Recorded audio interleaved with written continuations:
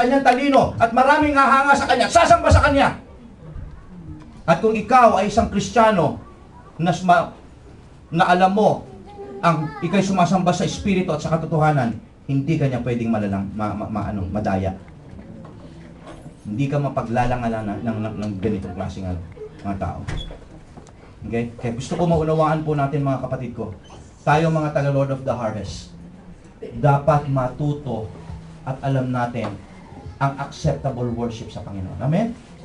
Okay? Gusto kong intindihin natin na the one who worship God is the one who truly worship God in truth is the one who worship God and God alone.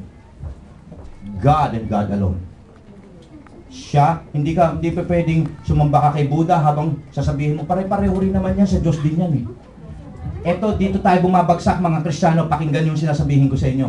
Maraming mga Kristiyano bumabagsak kasi sinasabi nila, basta tama naman ang damdamin ko, basta taos naman sa puso, sa Diyos din naman ang nakatuon ng puso ko, kahit sino yung nasa harapan na yan, basta ako sa Diyos.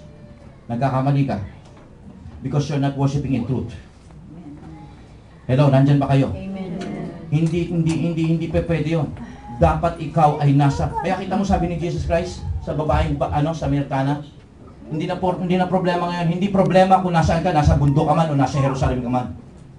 Ang importante, nakabase ba sa Biblia yung iyong pagsamba?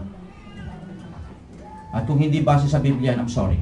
Gaano man kabanal ang itsura niyan, gaano man kaayos at kalinis ang bagay na ginagawa mong pananambahan, kung hindi base sa katotohanan na salita ng Diyos, ito ay hindi kinikilala ng Diyos Ama.